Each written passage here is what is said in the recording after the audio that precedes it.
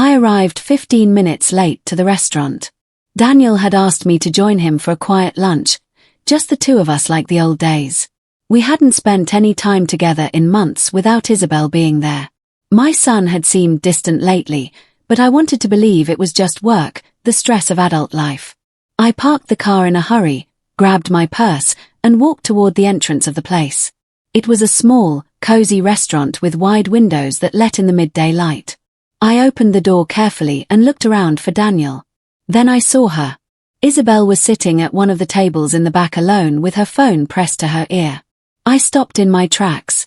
Before we continue, please subscribe to the Granny's Voice channel and write in the comments what time it is where you are watching from now. We might give you a shout out in our next video. Today's shout out goes to Betty Tinker from Nassau, Bahama. Thank you for being part of this great family. Now, let me tell you what happened that day. What was she doing here? This lunch was supposed to be just for my son and me. I felt a pang of disappointment, but I tried not to judge. Maybe Daniel had invited her at the last minute. Maybe he wanted us to spend more time together. I took a deep breath and started to walk toward her, preparing to greet her with a smile. But something made me freeze.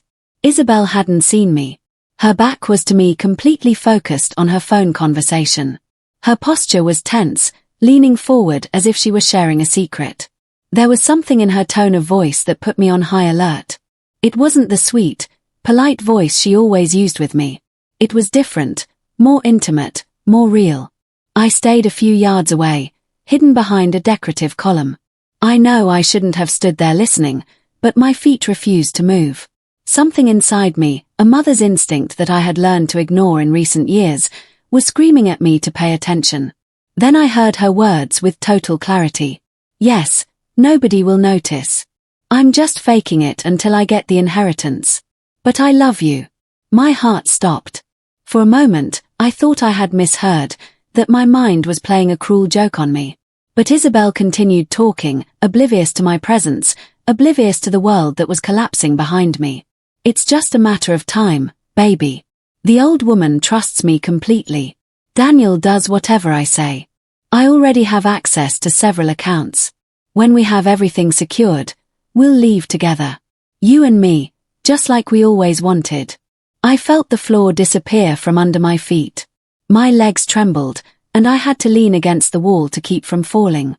My daughter-in-law, the woman who had entered my family 4 years ago, the woman I had welcomed with open arms, the woman I had trusted with the care of my son, was planning to rob us. Not only that, she was cheating on Daniel. She was using him and me. This whole time had been a lie. Every smile, every hug, every dear mother-in-law that came out of her mouth, a perfectly calculated performance. I brought my hand to my mouth to stifle a sob that threatened to escape. I couldn't make a sound. I couldn't let her discover me. Not yet. Isabel was still talking on the phone, laughing softly as if she were discussing vacation plans and not the systematic robbery of a family. I already convinced Daniel that his mother should put some properties in our name for security, I told him. To protect the family's assets. He's so naive. He believes everything I tell him. My stomach twisted.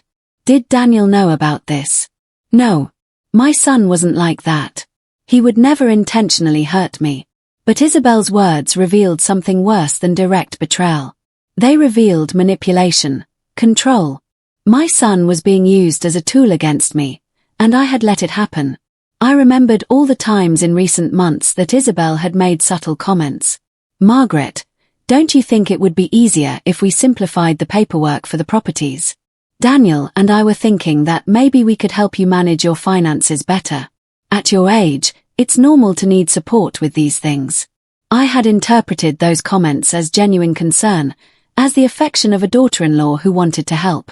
But now, standing in that restaurant with the world crumbling around me, I saw the truth with brutal clarity. Isabel had been preparing the ground from the beginning, undermining my confidence in my own abilities, making me feel old, incapable, in need of help, and I had fallen for it. I had started to doubt myself. I had seriously considered her suggestions. I was about to sign documents that she had prepared for my peace of mind.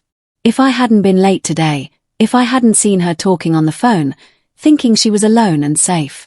If I hadn't heard that conversation, I would have lost everything. And I wouldn't even have realized it until it was too late. Isabel ended her call with an "I love you. See you tonight." That made my stomach churn. She put the phone in her purse and fixed her hair, composing her expression into that perfect mask of sweetness that I had believed was real for so long. I backed away silently, moving away from the table, walking out of the restaurant without making a sound. I needed air. I needed to think. I needed to process what I had just discovered without breaking down in public. Once outside, I walked quickly to my car, my hands shaking so much I could barely get the keys out of my purse. I sat in the driver's seat and closed the door. Only then did I allow myself to cry. I cried for the betrayal. I cried for my son who was being deceived. I cried for the naivety of having trusted so completely in someone who only saw us as an opportunity to get rich. But most of all, I cried with rage. Rage at myself for having been so blind, for having ignored the signs that now, in retrospect, seemed so obvious. The phone vibrated in my purse. It was a text from Daniel. "Mom, where are you?" "We're at the restaurant." We're plural. Of course, Isabel wasn't there by chance. She had been part of the plan all along. It was probably her idea. One more opportunity to be close to me, to win my trust, to continue weaving her web of lies. I took a deep breath, dried my tears, and replied to the text. "Sorry, son. Something urgent came up. Can we reschedule?" The reply came almost immediately. "Sure, Mom. Everything okay?" "Yes, everything's fine. I'll call you later." I turned off the phone and sat in the car, watching the restaurant entrance through the windshield. From there, I could see Isabel, now joined by Daniel, sitting at the same table where minutes before she had been planning to destroy our family. I watched them talk. I watched her touch my son's arm with that feigned tenderness that I now found repulsive. I watched Daniel smile at her, completely oblivious to the truth I had just discovered. And in that moment, sitting alone in my car, I made a decision. I was not going to be a victim. I was not going to let Isabel destroy my family. I was not going to stand by while my son was manipulated and our assets built with decades of work and sacrifice were stolen by an unscrupulous opportunist.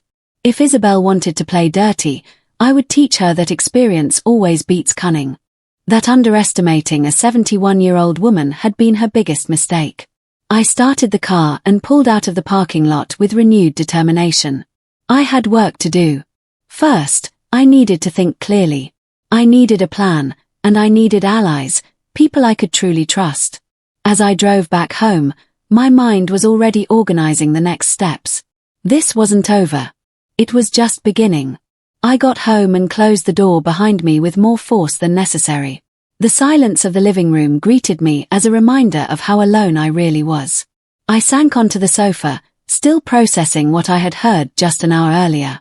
Isabel's words kept echoing in my head over and over like a recording I couldn't stop. "I'm just faking it until I get the inheritance."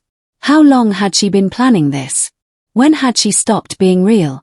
I tried to remember the exact moment Isabel had entered our lives. Daniel had met her at a business conference 5 years ago. He worked in finance. She claimed to be an investment consultant. From day one, Isabel had been charming, polite, attentive, always with the right word at the right time. I remembered the first time I brought her home. She had brought flowers.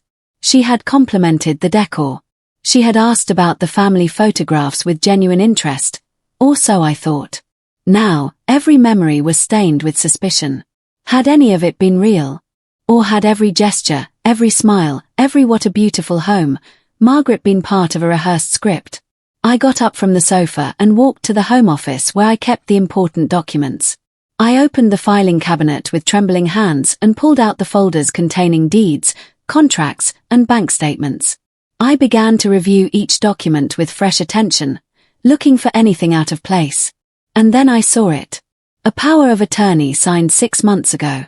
I remembered signing it. Isabel had told me it was necessary to speed up some paperwork related to an investment she and Daniel were making. "Just a formality, Margaret, so Daniel can act on your behalf if you're busy." I had signed without reading the details. Trusting. Always trusting. I read the document now with growing horror. That power of attorney gave Daniel access to 3 of my bank accounts. Accounts that held savings accumulated over decades. I felt nauseous. If Isabel controlled Daniel like she had said on the phone, then she had indirect access to that money. How much more had I signed without realizing? How many other documents were there in my life that I had authorized blindly? I kept searching. I found more papers. A document where I authorized Daniel to be a co-owner of the account where I received the rent from 2 properties I leased. Another where I gave him permission to make medical decisions for me in case of an emergency. Individually, each document seemed reasonable, a mother being cautious, delegating responsibilities to her trusted son. But together, seen in this terrible new light, they formed a pattern.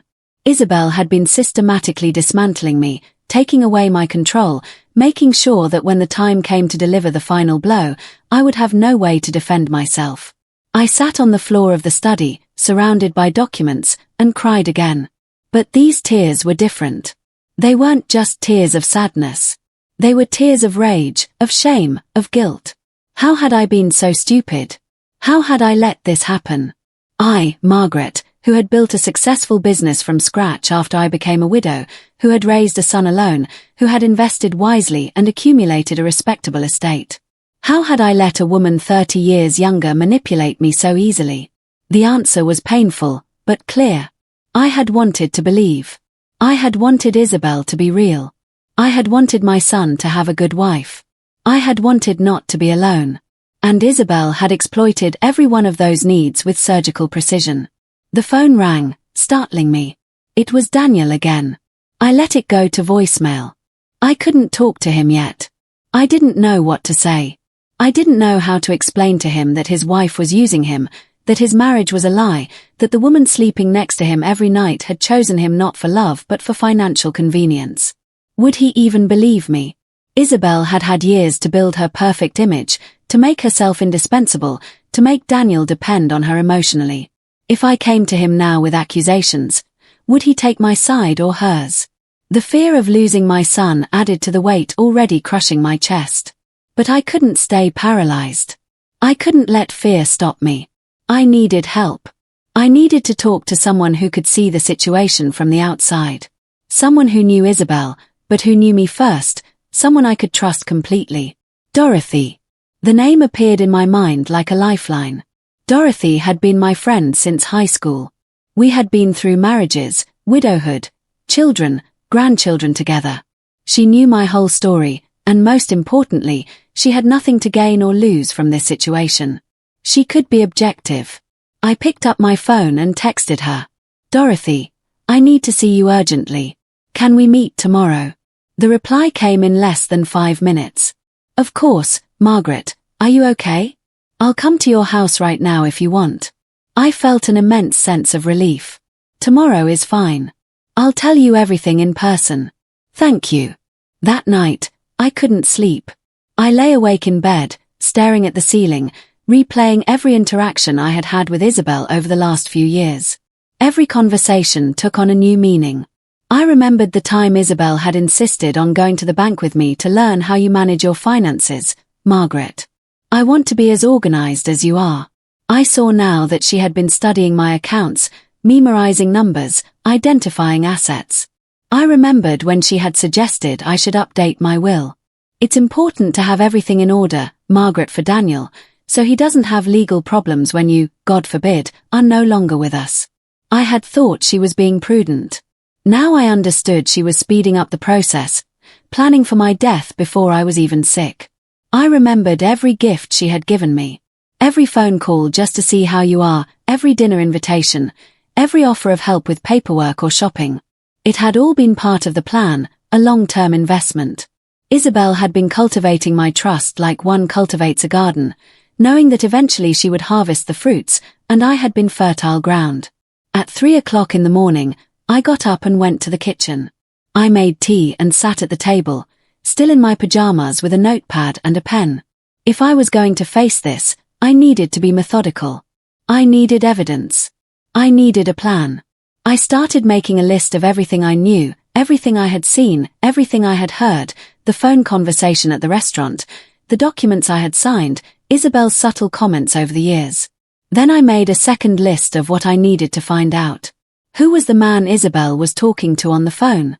How much money had she already moved? What other documents existed that I didn't know about? Was Daniel truly being manipulated, or was he a willing accomplice? This last question hurt more than all the others combined. I didn't want to believe my son could consciously betray me, but I couldn't rule out the possibility either. I needed to know the truth, no matter how painful. By 6 o'clock in the morning, as the sun began to light up the kitchen, I had 3 pages full of notes, a basic outline of what I knew and what I needed to discover. It wasn't much, but it was a start. I showered, got dressed, and waited until 9 o'clock to call Dorothy and confirm our meeting. She arrived at 10 o'clock, sharp, punctual as always. I hugged her at the door with an intensity that took her by surprise. "Margaret, you're scaring me. What happened?" I led her into the living room, served her coffee, and told her everything. Every word I had heard Isabel say on the phone, every document I had discovered, every suspicion that now seemed confirmed. Dorothy listened in silence, her expression changing from surprise to horror to indignation. When I finished, she took my hands in hers. "Margaret, listen to me carefully. None of this is your fault. Isabel is a professional con artist. She manipulated you because she's good at what she does. But now that you know the truth, you are going to take back control." Her words were like cool water in a desert. I needed to hear that I wasn't crazy, that I wasn't exaggerating, that my pain and my rage were justified. "What do I do, Dorothy? How do I fight this?"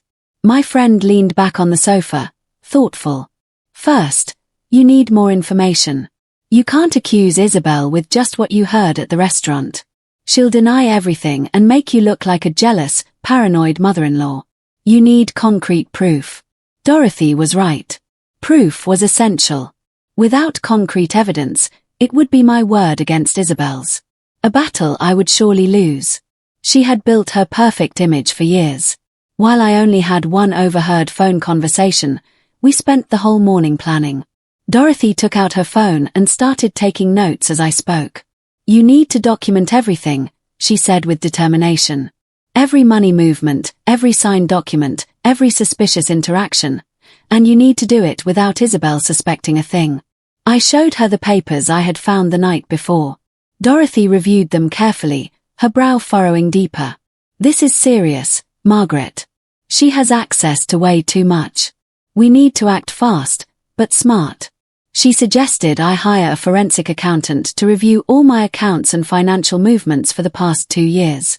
Someone discreet who could identify any irregularities without alerting Isabel or Daniel. She also mentioned the possibility of hiring a private investigator. The idea made me uncomfortable at first. It seemed extreme, almost paranoid, but Dorothy was firm. "If Isabel has a lover, you need to know who he is. You need to know if there are other victims. You need to fully understand who you're dealing with." Before she left that afternoon, Dorothy hugged me tight. "You're going to get through this, my friend. You're stronger than you think, and you are not alone." Her words gave me strength for what was to come. The next few days were the hardest of my life. I had to act as if nothing had happened. Answer Daniel's calls with normalcy. Respond to Isabel's texts with the same warmth as always. Every interaction was an exhausting performance. Isabel called me the day after the incident at the restaurant. "Margaret, we were so sorry you couldn't make it to lunch." Daniel was worried. "Is everything okay?" Her voice sounded so genuinely concerned that for a moment I doubted my own memories. Had I really heard what I thought I heard? But then I remembered every word, every intonation, and reality hit me again. "Yes, Isabel. Everything's fine. Just a last-minute issue I had to resolve," I replied, keeping my voice steady. "Oh, what a relief. Can we visit you this weekend? It's been a while since we spent the day together." I wanted to scream. I wanted to tell her I knew everything, that I had discovered her charade, but I held back. Of course, that would be lovely. I lied. When I hung up the phone, it was trembling in my hands. That same afternoon, I followed Dorothy's advice and hired a forensic accountant. His name was Stephen, and he came highly recommended for cases of family fraud. I gave him all my financial documentation and explained the situation without omitting any details. Stephen listened with a serious expression, taking notes constantly. "Mrs. Thompson, I need full access to your bank accounts, investments, properties, everything. And I need you to say absolutely nothing to your son or daughter-in-law. Not even that you've hired me. How much time do you need?" I asked. "Give me a week. If there are irregular movements, I'll find them." I also contacted a private investigator recommended by an acquaintance who had gone through a complicated divorce. His name was James, a discreet and professional man in his 50s. I showed him a photo of Isabel I had on my phone and told him about the conversation I had overheard. I need to know who she was talking to. I need to know if she has a lover. I need to know everything about her life outside of my family. I told him. James nodded. "I'll start surveillance immediately. Don't worry, I'll be invisible. She won't know I'm following her." Paying those professionals cost me $5,000. Money I took from an old account Isabel knew nothing about. Every dollar spent felt like an investment in getting my life back. While I waited for the results of the investigations, I decided to do my own fieldwork. I began to watch Isabel with new eyes every time she came to visit. That Saturday, just as we had agreed, Daniel and Isabel came for lunch. I made my son's favorite meal, lasagna, and a salad. Throughout the meal, I studied Isabel's every gesture, every word, every look. She was particularly affectionate that day. She helped me set the table, praised my cooking, and asked about my week with seemingly genuine interest. "Margaret, you look a little tired. Have you been sleeping well?" she asked as she served dessert. "I'm fine, Isabel. Just the usual aches and pains of getting older," I replied with a false smile. "You should get a checkup. In fact, I can go with you if you want to make sure the doctors pay attention to you." There it was again. The offer of help that sounded sweet, but which I now recognized as control. Isabel wanted to be present at my medical appointments. She wanted to know my exact health status, probably to calculate how much longer she would have to wait. "That's very kind of you. But don't worry, I can go by myself," I said firmly. I saw a flicker of something in her eyes. Frustration, annoyance. It was gone so quickly I almost imagined it, but it had been there. After lunch, while Daniel washed the dishes, insisting I should rest, Isabel sat next to me in the living room. "Margaret, there's something I wanted to talk to you about," she began, her tone serious. My heart sped up. Did she know I had found her out? "Daniel and I have been thinking about your future, about your well-being," she continued. "We're worried that living alone in this big house might be too much for you. Have you perhaps considered moving to a smaller place, something more manageable?" I felt the blood freeze in my veins. She wanted to get me out of my house. My house. The house I had lived in for 40 years. The house I had bought with my late husband's life insurance money. The house full of memories and history. "This is my home, Isabel. I don't plan on moving," I replied, keeping my calm with superhuman effort. "Oh, of course. I understand completely," she said quickly, touching my hand with false understanding. "We just wanted to make sure you knew you have options. That we're here to help you with whatever you need." What she was really saying was clear now. She wanted me to sell the house, probably so the money from the sale would end up in accounts they controlled. Or maybe she already had plans to take the property for herself. When they left that afternoon, I said goodbye to them at the door with hugs and kisses just like always. But inside, I was boiling with rage. 3 days later, Stephen the accountant called me. "Mrs. Thompson, I need to see you. I found something." We met in a quiet coffee shop far from my neighborhood. Stephen opened his laptop and showed me a series of documents and graphs. "There are irregular movements in 2 of your accounts," he began. "Over the last 8 months, small but constant transfers have been made. Amounts that individually don't draw attention. Between $200 and $500 each, but they add up to almost $30,000. I gasped. $30,000? Where did that money go? I asked in a trembling voice. "To an account in your son's name, Daniel Thompson." But here's the interesting part. Stephen turned the screen so I could see better. From your son's account, the money was immediately transferred to another account, a joint account in the name of Daniel Thompson and Isabel Thompson. Isabel had been systematically stealing from me for months using the access I had given Daniel. She had been draining my savings in amounts small enough to go unnoticed. There's more, Stephen continued. I also found that a credit check was run in your name last month. Someone tried to take out a loan using your properties as collateral. The application was rejected because the bank contacted you for verification and you didn't answer that call. I vaguely remembered a call from the bank that I had ignored because I was busy at the time. I hadn't thought anything of it. Now I understood that call had prevented a major disaster. Who made the loan application? I asked, though I already knew the answer. According to the records, it was submitted by your son Daniel acting with power of attorney. But the digital signature came from an IP address that I traced to a cafe near your daughter-in-law's workplace. Stephen closed his laptop and looked at me seriously. Mrs. Thompson, this is fraud. You have enough evidence to press legal charges. Tears began to roll down my cheeks. It was one thing to suspect. It was another thing entirely to see the proof in black and white. Stephen passed me a box of tissues. I'm very sorry. I know this is difficult, but at least now you know the truth. Does Daniel know? I asked in a broken voice. Is my son consciously involved? Stephen hesitated before answering. I can't say for sure, but based on the patterns, I would say your son is being used.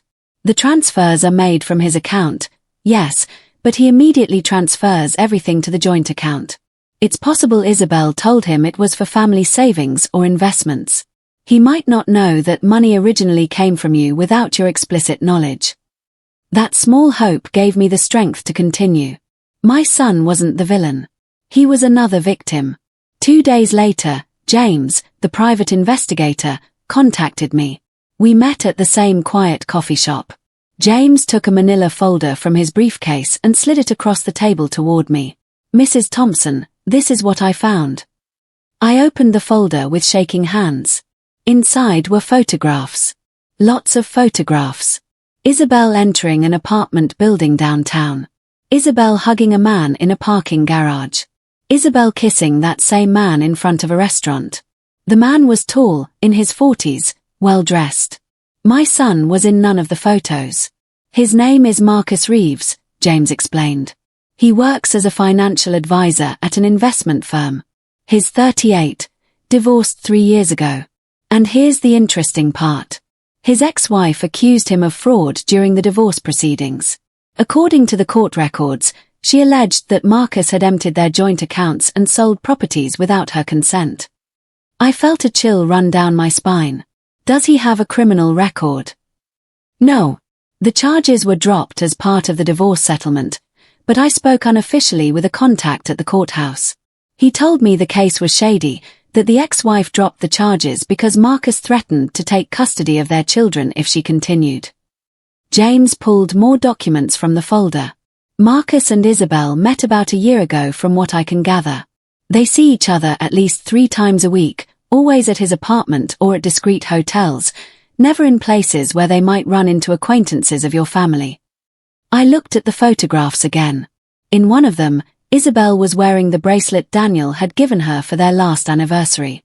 She had worn it during the celebration dinner I had hosted for them.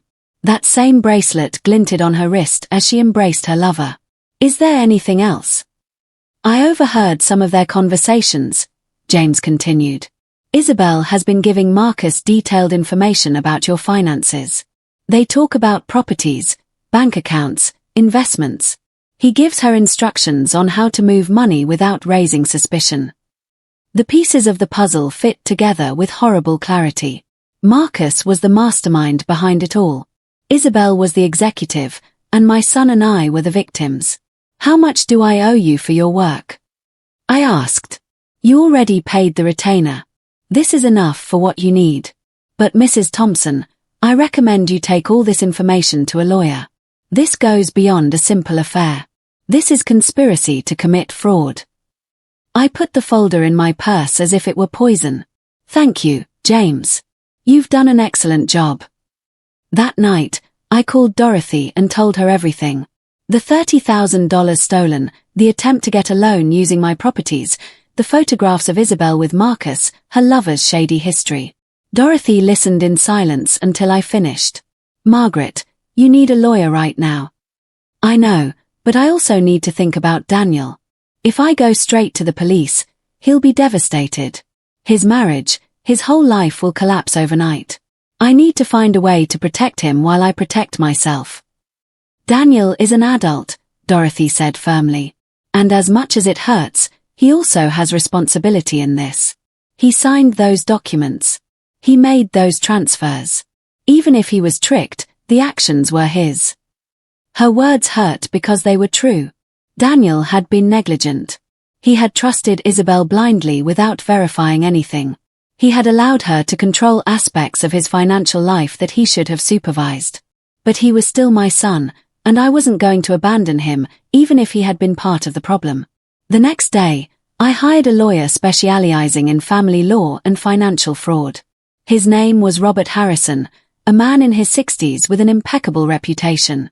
I showed him all the evidence I had gathered, the accountant's documents, the investigator's photographs, my own notes on the suspicious conversations. Robert reviewed everything meticulously, asking occasional questions. When he finished, he leaned back in his chair and sighed. Mrs. Thompson, you have a solid case. Very solid. We can press criminal charges against Isabel and Marcus Reeves for conspiracy to commit fraud. We can also revoke all the powers of attorney you signed and recover the stolen money. And my son? I asked in a small voice. Robert looked at me with compassion. That's the complicated part. Technically, Daniel also committed fraud by making those transfers without your explicit consent.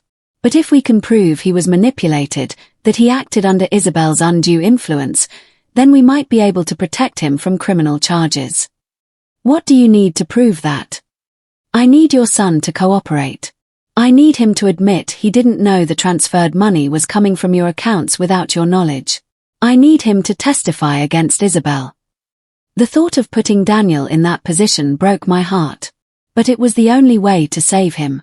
Let me talk to him first, I pleaded. I want to try to make him understand the situation before this explodes legally. Robert shook his head. I don't recommend that. If you tell him what you know, he might alert Isabel. She could destroy evidence, flee, or prepare a defense.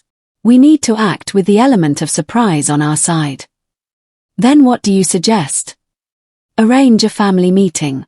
An occasion where everyone is present. You, your son, Isabel. I'll be there too, along with the documents and the proof.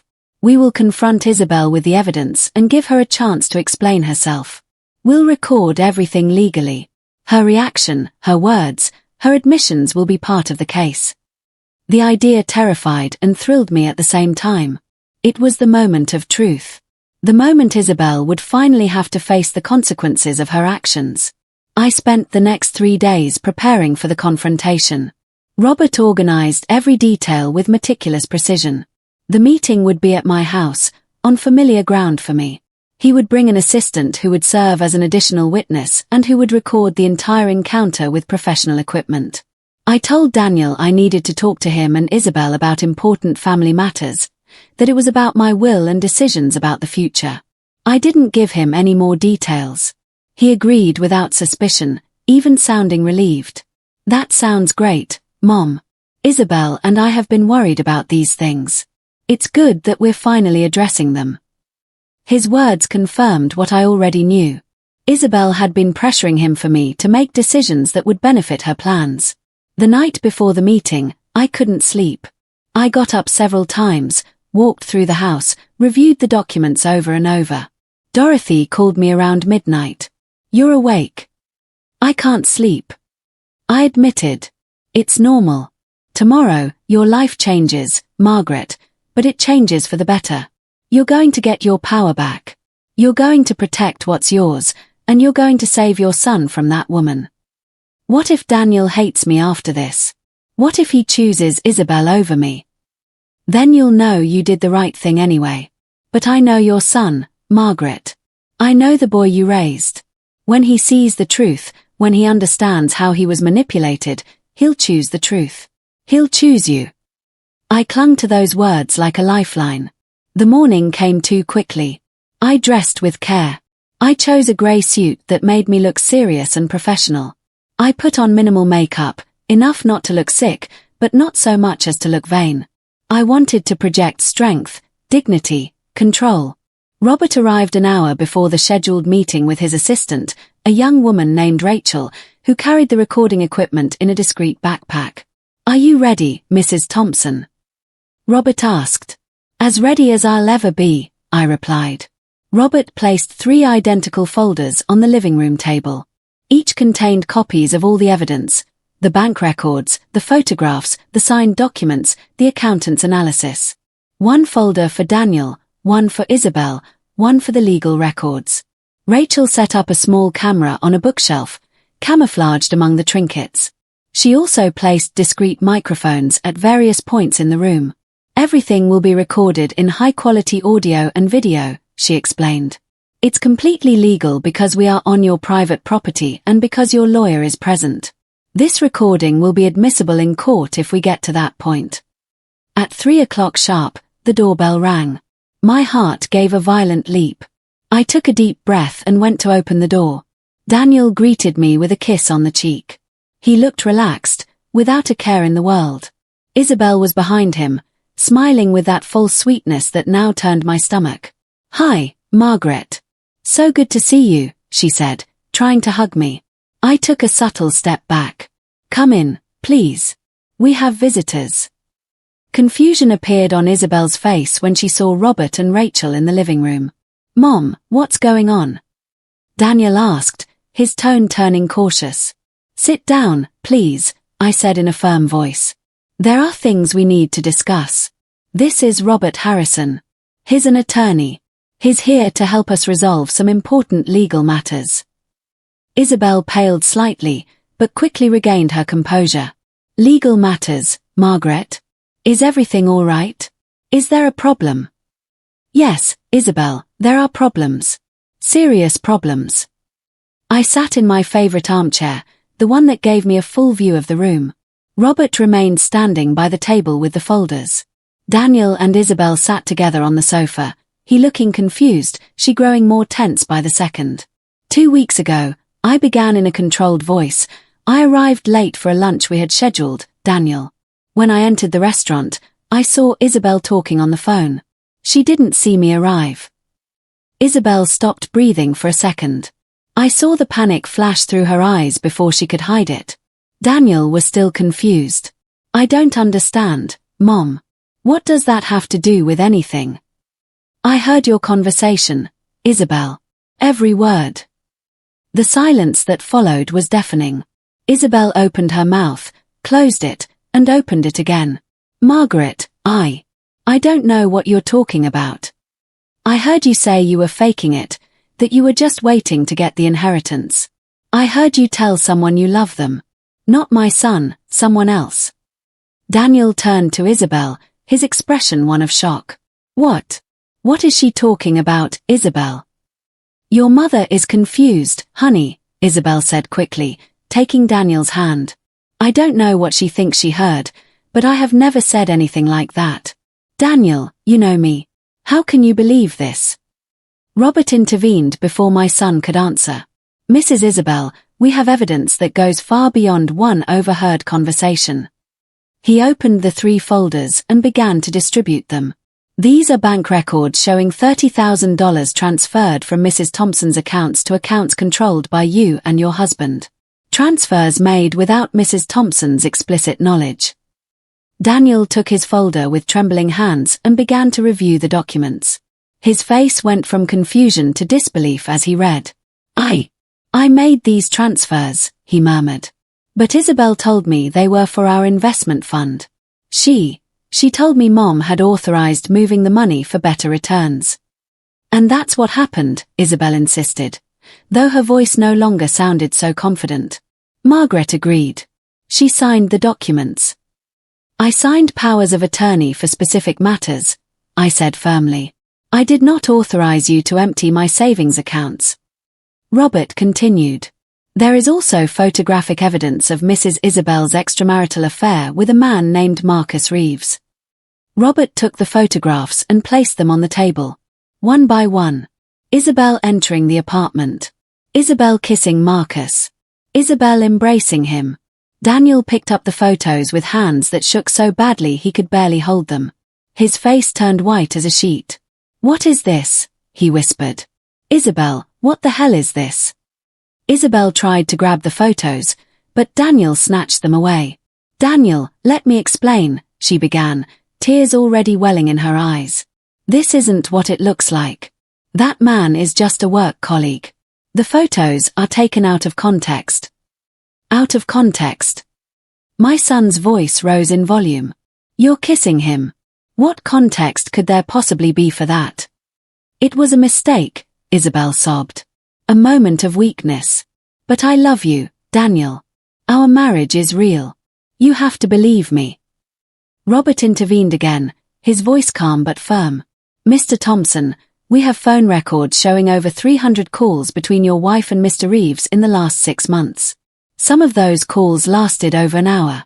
We also have records of hotel reservations in both their names. Daniel stood up abruptly. He walked to the window, turning his back on all of us. His shoulders were shaking. I wanted to hug him, to comfort him, but I knew he needed space to process what he was discovering.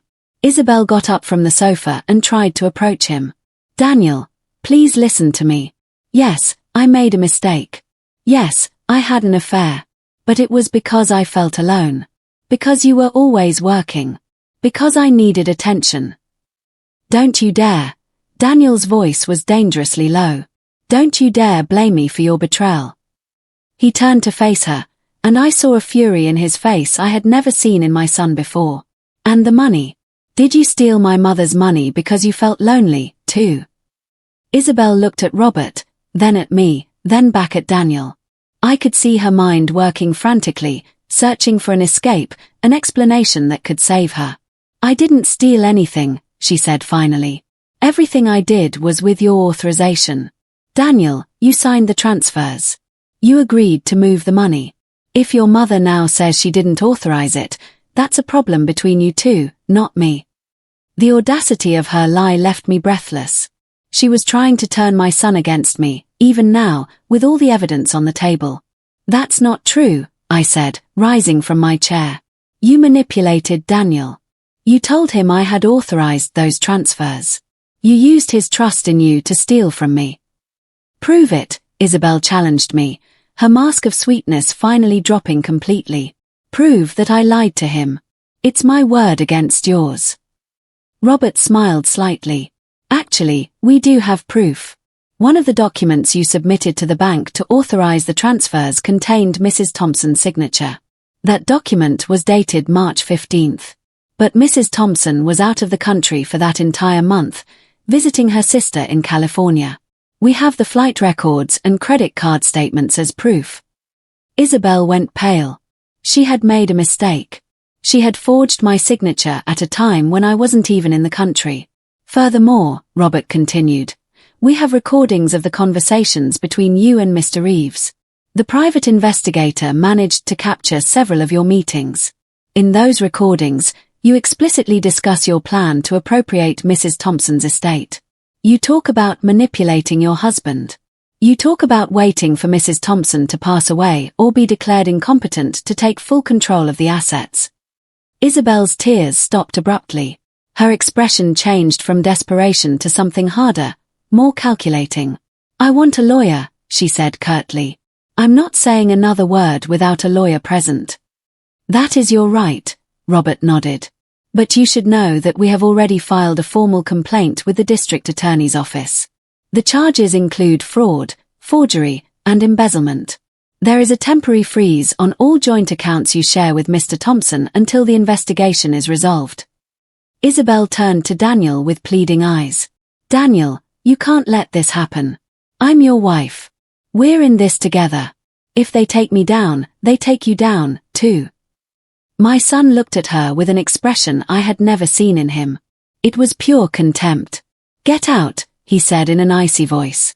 Get out of this house right now. Daniel, please. Get out, he yelled. I don't want to see you ever again. I don't want to hear your voice. I don't want you near me or my mother ever again. Isabel grabbed her purse with sharp, jerky movements. Before leaving, she turned to me with a look of genuine hatred. This isn't over, you meddling old woman. You're going to regret this. The threats are being noted on the recording, Rachel pointed out from her spot by the equipment. I suggest you leave before you worsen your legal situation. Isabel left, slamming the door so hard the walls trembled. The silence that followed was heavy, laden with emotion. Daniel collapsed onto the sofa, burying his face in his hands. His shoulders began to shake with silent sobs. I went to him and hugged him, just as I did when he was a little boy and got hurt. I'm sorry, Mom, he cried into my shoulder. I'm so sorry. I was such an idiot. I should have seen it. I should have protected your trust. It's not your fault, son. She's a professional deceiver. She fooled us both. Robert gave us a few minutes before continuing. Mr. Thompson, I need you to cooperate fully with the investigation. I need you to provide all conversations, messages, and documents you have related to the financial transactions. Your cooperation will be crucial in determining that you were also a victim of manipulation. Daniel nodded without looking up. I'll do whatever it takes. Anything. Rachel began to pack up the recording equipment while Robert organized the documents. Mrs. Thompson, the next few days will be difficult. Isabel will try to fight back. She'll likely hire an aggressive lawyer. She'll try to paint herself as the victim, but we have solid evidence. The truth is on our side. What happens now? I asked. Now we wait for the DA's office to act. In the meantime, all your accounts are protected. I've begun the process to revoke all powers of attorney, and I strongly recommend that your son begin divorce proceedings immediately. Daniel lifted his head. I've already decided. I'm finding a divorce lawyer tomorrow. I want that woman out of my life as quickly as possible. That night, after Robert and Rachel left, Daniel stayed with me. I made tea and we sat in the kitchen, just like we used to when he was a teenager and needed to talk. How did I not see it, Mom? He asked in a broken voice. How could I have been so blind? Love makes us vulnerable, I answered. And she exploited that vulnerability. But now we know the truth, and we're going to heal together. The following days were a storm. Isabel did not go quietly. Just as Robert had predicted, she hired one of the most aggressive lawyers in the city and launched a fierce counterattack. First, she tried to flip the narrative on social media. She posted vague messages about toxic mothers-in-law and families that destroy marriages out of jealousy. She posted old photos of her and Daniel looking happy with comments about true love that some people want to destroy. Several mutual acquaintances started calling my son, confused, asking what was happening. Daniel had to explain the situation over and over, exposing himself emotionally each time. Then Isabel escalated her tactics. She filed a civil suit against me alleging defamation. She claimed I had ruined her reputation with false accusations and demanded compensation for emotional damages. Her lawyer sent threatening letters talking about how they were going to destroy my credibility in court. Robert read them and simply filed them away. This is desperation, he assured me. She knows she's losing and is trying to intimidate us. We're not falling for her games. But the worst came when Isabel started contacting other family members. She called distant cousins, old friends of Daniel's, even neighbors. She told them her distorted version of events, painting me as a senile, controlling woman who couldn't accept that her son had his own family. Margaret is losing her mind, she told my cousin Patricia, who called me worried. She's making up crazy things. She needs psychiatric help, but Daniel won't accept it because she manipulates him with guilt. I had to sit down with Patricia and show her the complete evidence, the photographs, the bank records, everything. She cried with me when she understood the magnitude of the betrayal. That woman is a monster, she said, outraged. How dare she spread those lies about you? But the damage was done. Some relatives, especially those who knew Isabel or me only peripherally, were left with doubts. The rumors spread.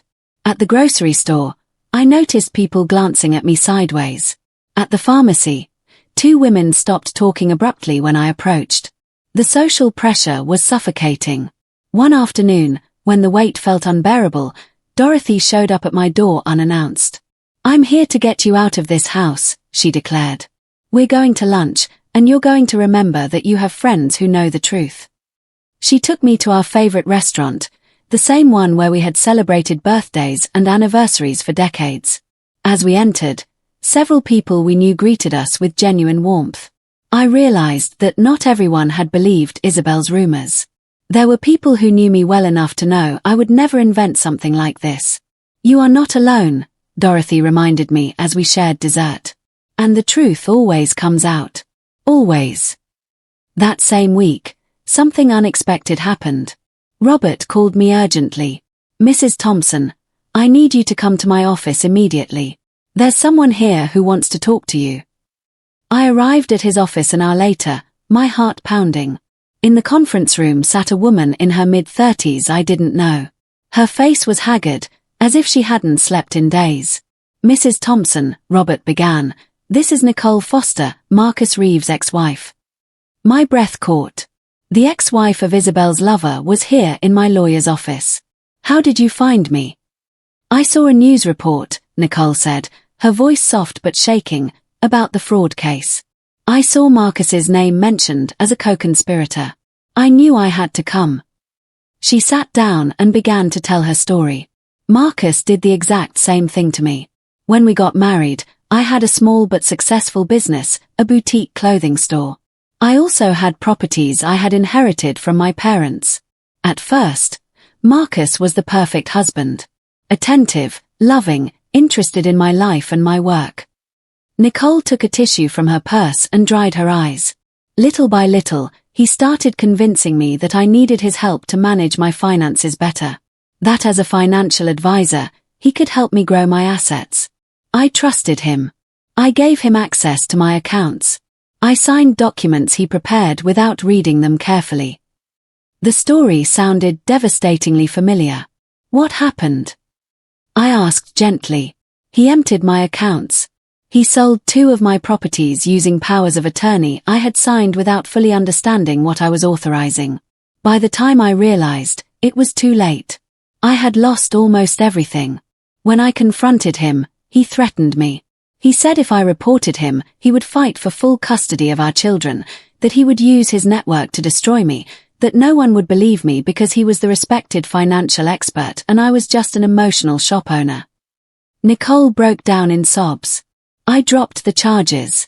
I accepted a terrible divorce settlement just to keep my children. I lost my business. I lost my properties. I lost almost everything, and Marcus walked away scot-free." Robert intervened.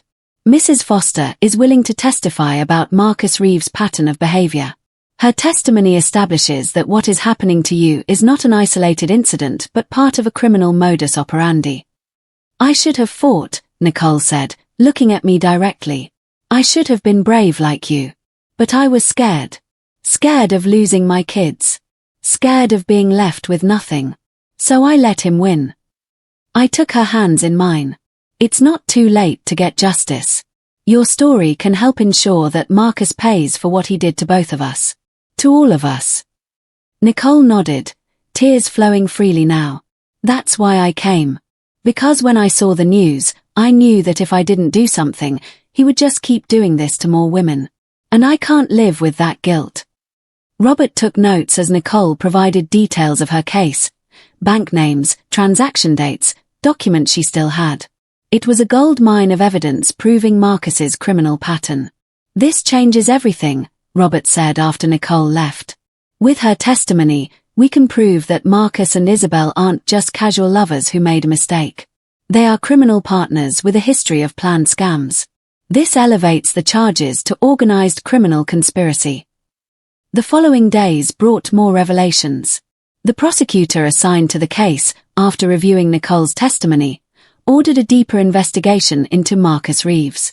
They discovered another victim, an elderly woman who had hired Marcus as a financial advisor and had lost her retirement savings due to fraudulent recommendations. Marcus had charged exorbitant commissions for non-existent investments. When the woman realized and confronted him, Marcus had simply disappeared, changed firms, changed his phone number, became unreachable. The woman, ashamed and without resources, never filed a formal complaint. Now, with the case open, she also came forward to give her testimony. The pattern was clear. Marcus Reeves was a serial financial predator, and Isabel had been his most recent accomplice, his tool to access my family and my estate. As the evidence mounted, Isabel's lawyer began to change his strategy. The aggressive lawsuit stopped. The social media posts were deleted. There was an attempt at negotiation. Isabel was willing to return the stolen money in exchange for us dropping the criminal charges. Robert consulted me on the offer. "It's your decision, Mrs. Thompson. We can accept the deal and get your money back, or we can move forward with the full criminal case." I looked at Daniel, who had come with me to the meeting. My son, who had been emotionally destroyed by the betrayal, looked at me with determination.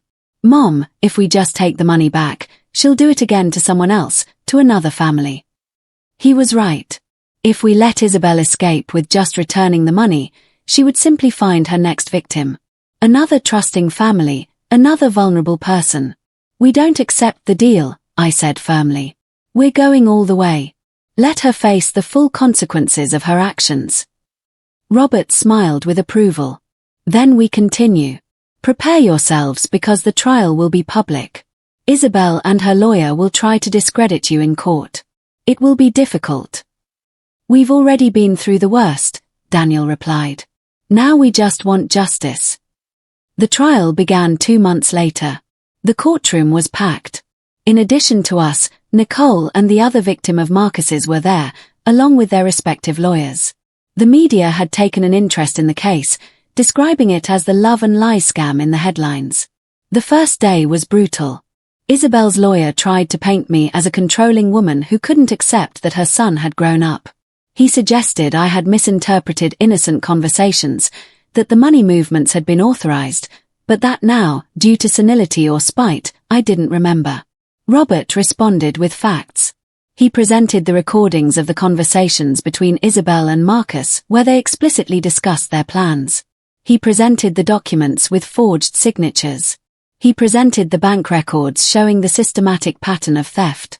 When it was Nicole's turn to testify, the courtroom fell completely silent. She described in a clear, firm voice how Marcus had manipulated her, how she had lost everything, how she had lived in fear and shame for years. "I don't want any other woman to go through what I went through," she concluded. "That's why I'm here, to tell the truth, so that justice can be done." Isabel's lawyer tried to discredit her testimony, suggesting Nicole was just a scorned ex-wife making up stories, but Robert presented bank documents, property sale records, everything backing up Nicole's every word. Then Marcus's third victim testified, the elderly woman who had lost her retirement savings. Her testimony was devastating. She described how she had trusted Marcus because he seemed so professional and polite. How she had signed documents she didn't fully understand. How she had realized too late that it was all a scam.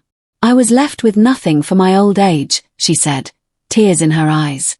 "I had to sell my home. I now live with my daughter because I have no resources of my own. All because I trusted the wrong man." When Daniel took the stand, I held my breath. My son had been rehearsing his testimony for weeks, but I knew facing Isabel in court would be painful. "I loved my wife," Daniel began, his voice firm. "I trusted her completely. When she asked me to sign documents or make transfers, I did it without question, because I believed we were building a future together. I never imagined she was stealing from my mother, that she was using my love as a tool to commit fraud." Isabel's lawyer pressed him. "Isn't it true that you knew exactly where those funds came from? Isn't it true that you and your mother have a tense relationship and that you benefited financially from these transfers?" Daniel looked him directly in the eye. "My mother is the most important person in my life. She raised me alone after my father died. She gave me everything. I would never, ever steal from her. And the fact that my wife used me to do it is something I will have to carry for the rest of my life. His voice broke at the end, but he didn't look away. Isabel, sitting at the defense table, looked down, avoiding eye contact with everyone. When it was her turn to testify in her own defense, her strategy was clear. Blame Marcus for everything.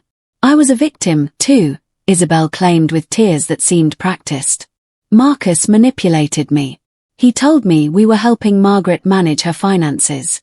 He told me everything was legal. I didn't know it was wrong. Robert tore her apart during the cross-examination. Did Marcus also force you to have an extramarital affair with him for a year while you were married? That was a personal mistake. It has nothing to do with the financial charges. Did Marcus also force you to lie to your husband about the purpose of the transfers? I didn't lie. I just repeated what Marcus told me. Did Marcus also force you to try to convince Mrs. Thompson to sell her house and move into a smaller place? Isabel hesitated. That was a genuine suggestion. I thought it would be more comfortable for her. Or did you think it would be easier to access the money from the sale? Isabel didn't answer. Robert presented more recordings. In one of them, Isabel was telling Marcus, "The old woman is finally considering selling the house. When she does, that money is coming straight to us." In another, they discussed how to speed up the process. "I need her to start showing signs of decline," Marcus's voice said. "Make it seem like she can't handle her own affairs. That way, it'll be easier to get her declared incompetent." The entire plan was laid bare. They hadn't just stolen money. They had been preparing the ground to have me declared mentally incompetent and take total control of my estate. The strategy was patient, meticulous, and cruel. The jury listened to it all in silence. I saw their expressions of horror and indignation as the evidence was presented. When it came time for closing arguments, Robert addressed the jury with a powerful voice. "This is not a case of a simple family misunderstanding. This is criminal conspiracy, premeditated fraud, abuse of trust. Isabel and Marcus Reeves partnered to destroy a family for the sole purpose of enriching themselves. They manipulated a son to use him against his mother. They forged documents. They stole systematically for months. And when they were caught, they tried to flip the narrative and paint themselves as victims." He pointed to where I was sitting. Margaret Thompson is a 71-year-old woman who worked her entire life to build a modest but honest estate. She welcomed Isabel into her family with open arms. She gave her trust, love, and consideration. And Isabel exploited every ounce of that trust to rob her, not just of money. She robbed her of her peace of mind. She robbed her of her relationship with her son. She nearly robbed her of her dignity. Robert turned back to the jury. "You have the power to send a clear message, to tell predators like Isabel and Marcus Reeves that they cannot continue to victimize vulnerable people without consequences, that the law protects those who are manipulated and betrayed by the very people who should be protecting them." Isabel's lawyer made a final weak attempt to argue that his client had been manipulated by Marcus, that she deserved compassion, that she was young and naive, but the evidence said otherwise. The recordings showed a calculating woman, aware of every step of her plan. The jury retired to deliberate. The hours of waiting were agonizing. Daniel and I sat together in the courthouse hallway, holding hands, waiting for the verdict. Dorothy was with us, offering silent support. Nicole was waiting, too, nervous, hoping her courage in testifying had not been in vain. After 5 hours, the jury returned. "Have you reached a verdict?" the judge asked. "Yes, Your Honor." "On the charge of first-degree fraud, how do you find the defendant?" "Guilty." "On the charge of forgery, how do you find the defendant?" "Guilty." "On the charge of conspiracy to commit fraud, how do you find the defendant?" "Guilty." One by one, each charge was read. And one by one, the verdict was the same. Guilty. I felt an enormous weight lift from my shoulders. Daniel hugged me.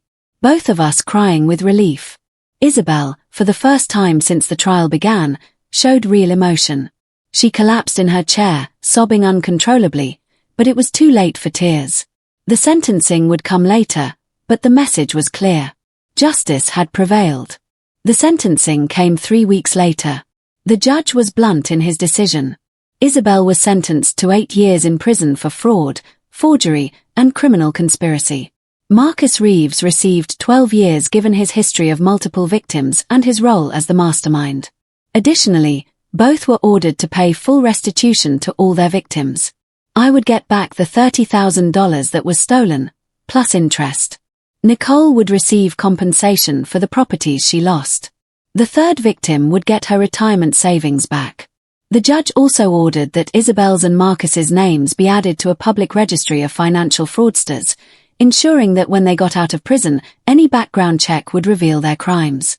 When we left the courthouse that day, the media was waiting. Robert had prepared a brief statement. Justice has been served today. The victims of Isabel and Marcus Reeves finally have the closure they deserve. We hope this case serves as a warning to other financial predators and as an inspiration to victims who are afraid to come forward. I didn't give any long interviews. I only said one thing to the cameras. To anyone who is going through something similar, I tell you, trust your instincts. If something feels wrong, it probably is, and it is never too late to fight for what is right. The following months were about slow but steady healing. Daniel began his divorce proceedings, which were completed quickly given the criminal verdict. He moved in with me temporarily while he emotionally processed everything that had happened. He started therapy to deal with the trauma of being manipulated and used. I feel so stupid, Mom, he confessed one night as we ate dinner together. Stupid for not realizing, for letting her control me so much. You weren't stupid, I assured him. You were human. You trusted someone you loved. That's not weakness. It's normal. What matters is that now you know the truth and you are healing. Little by little, I watched my son get his confidence back. He started going out more with friends. He picked up hobbies he had abandoned during his marriage. He laughed genuinely for the first time in months. One afternoon, Nicole came to visit me. She brought flowers and a handmade card. I wanted to thank you personally, she said, for being brave, for fighting, for not giving up. You gave me the courage I lacked all those years ago. We sat in the living room and shared tea. Two women who had survived the same predator, now connected by a painful but transformative experience. How are your children? I asked. Better, Nicole smiled. Knowing that Marcus is finally facing consequences has given them peace. And with the restitution I'll receive, I can restart my business. Start fresh. I wished her the best and told her that if she ever needed anything, she could count on me. She left with tears of gratitude in her eyes. Dorothy was also an essential part of my recovery. She organized weekly lunches, dragged me to dance classes, and kept me connected to the world when I wanted to isolate myself. You are not going to let Isabel steal any more of your time, she would tell me firmly. You've already lost enough. Now it's time to live. She was right. I started doing things I had put aside for years. I joined a book club. I started taking a painting class, something I had always wanted to do, but never found time for. I traveled to visit my sister in California, enjoying weeks of peace and beauty. I also got involved in a support group for victims of family fraud. I shared my story with others who were going through similar situations. I found there was comfort in helping others, in using my experience to guide those who were just beginning their path to justice. One woman in the group, in her 60s, told me, "You inspire me." I thought I was too old to fight, that it was easier to just accept what was being done to me. But if you could stand up to your daughter-in-law and win, I can stand up to my nephew who is trying to steal from me. I gave her all of Robert's information and assured her she was not alone. 1 year after the verdict, my life had found a new balance. Daniel moved into his own apartment, ready to start over. He started dating someone new, a woman named Emma, not my friend, but someone he had met at work, an honest and direct university professor. He was hesitant to introduce her to me, still fearful after what had happened. But when he finally did, I saw the difference. This woman looked at him with genuine affection, with no hidden agenda. She challenged him intellectually, supported him emotionally, but respected his boundaries. What do you think, Mom? Daniel asked me after that first dinner together. I think she seems like a good person, I answered honestly. But more importantly, what do you think? How do you feel with her? I feel good, real, like myself. That was all I needed to hear. As for me, I discovered something important during this whole process. I discovered that I was stronger than I thought. That age was not weakness. That experience was power, that trusting my instincts wasn't paranoia, but wisdom accumulated over decades of life. I completely reorganized my legal and financial affairs. I hired an independent wealth manager who reported only to me. I updated my will with ironclad protections against manipulation. I made sure that never again could someone take advantage of my trust in that way. But I also learned not to close myself off completely, not to let Isabel's betrayal turn me into someone cynical and suspicious of everyone. I continued to open my heart to genuine friendships. I continued to enjoy my son's company. I continued to live with generosity, only now with more discernment. One spring afternoon, almost 2 years after that day at the restaurant, I sat in my garden with a cup of coffee. The sun was shining warmly. The flowers I had planted were in bloom. From the house, I could hear the sound of Daniel laughing on the phone, probably talking to his new girlfriend. Dorothy would be here soon for our weekly walk. I had a painting class scheduled for the next day. And that weekend, the support group had organized a meeting where I would share my full story to help new members. I thought about Isabel serving her sentence in prison. I didn't feel vengeful satisfaction. I didn't feel hatred. I just felt a deep, quiet knowing that the truth had prevailed, that justice had been served, that my family was safe. I also thought about the woman I had been at the beginning of this story. The woman who had arrived late for lunch and had accidentally overheard a conversation that would change her life. That woman had been naive, too trusting, vulnerable. The woman I was now had been forged in fire. She was wiser, stronger, more aware of her own worth, and she was free. Free from the weight of betrayal, free from fear, free from the lies. I took a sip of my coffee and smiled. Margaret had survived. And she hadn't just survived. She had thrived. Life went on, richer and more authentic than before. And I was ready to live it fully, with gratitude for the lessons learned, with love for those who had stood by me, and with hope for all that was yet to come. Because in the end, that's what manipulators and con artists never understand. They can steal your money. They can steal your time, but they cannot steal your essence. They cannot steal your ability to recover. They cannot steal your inner strength.